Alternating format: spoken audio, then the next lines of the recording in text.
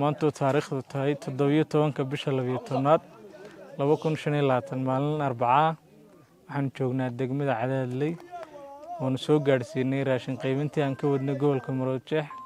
ay soo bixisay hay'adda King Salman Foundation ayna qaybinteeda mas'uulka ka ahayd hay'adda diyaargarowga afooyinka iyo kaydka raashinka qaranka oo gudoomiye ka yahay Mudane Cabdiraxmaan Xasan Ismaaciil runtii hay'adda mar walba waxa ka go'an dadkeega inay la dareen noqoto xilliyada adag ee lagu jiro abaaraha waxaan u mahadnaqayaa gudoomiyaha degmada Cadaadley Mudane Cumar runtii si wanaagsan noola shaqeeyay oo qaybta ugu weyn ka qaatay sidii raashinkan degmada u soo gaari lahaa runtii qorsheynteedii iyo qaadisteeda qayb ku lahaa waxaan kaloo u mahadnaqayaa dadka deegaanka Balaqaasim iyo Shaarub iyaguna deeqda si fiican u gudoomay guud ahaan waxaan soo gaarsiinay degmada Cadaadley 280 qoys oo kartoonada Sacuudiga iskugu jira sonkor bariis iyo timir runtii aad baad mahadsantihiin deeqda u gudoonteen aad baan ugu mahadnaqayaa gudoomiyaha taliyaha sida noola shaqeeyeen aad baa mahadsantihiin ilaahay baa mahadlay ilaahay maanta caafimaadka isku keenay halkan aynu joogno waa degmadii Cadaadley guud ahaan isla markaan nafteeda waxay hawshan ka socotaa oo ay ka bilaabantay gobolka Maroodijeex waxaanu nahay degmadii ugu horeysay sida agaasimu marxaati ka yahay intii kale way naga dambeeyeen todobadii jihudiya dadaal badan kadib markaynu gelinay waxay noo soo baxay wixii ay qaateen qaar baa 150 helay qaar baa 200 helay 280 baa laynoo soo qoray waxaanu ka soo bilownay markaa saddexdii nin tuulee dusha Cabdinabadoon inaga shaqeeya santarka oo ah Balaqaasin iyo Shaarub markaa Shaarubna waa soo dhameynay halkana waa Cabdinabadoon iyo Balaqaasin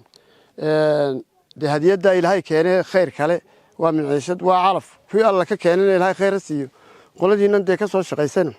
alla khayr siiyo xukuumadeena waa dadaalkeedu waa hay'adii dawladda sanay maaha kuwi suuqdiga hay ma garanaysaa isku yaraan noqon jiray wixii inta ka badan waynu filaynaa xilli baa lagu jira abaar baa lagu jira xaq ilaahay abaar kamaha ilaahay horta waxa bardan galabtaba roobku inuu ilaahay inoo keeno ilaahay oo doqmihii baanu adoomahaagii baanu ilaahay ha nagu eegina galabtaba soo shibiyo bariyo degmadaba gaarsiiyo dalka taas waa duco ta kale waxa weeyaan waxa ilaahay inoo keenay iska calfataan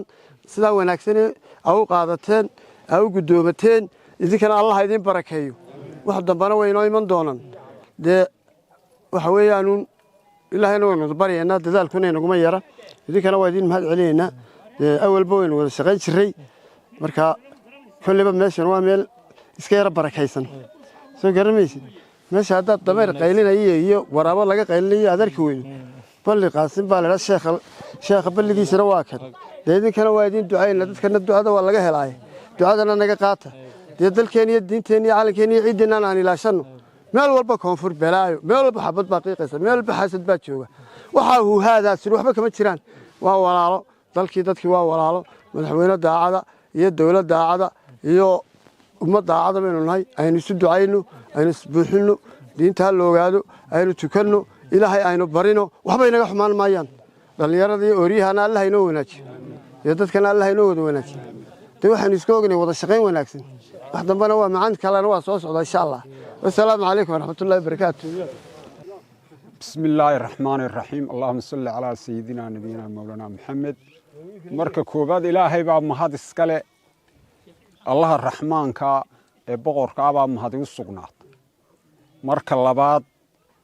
deeqda aanoo keenteen haddii gudoomiyaha degmada yahay iyo haddii ay tahay qolada wada hay'adda wada waa idinka gudoomanay waana idinku mahadnaqayna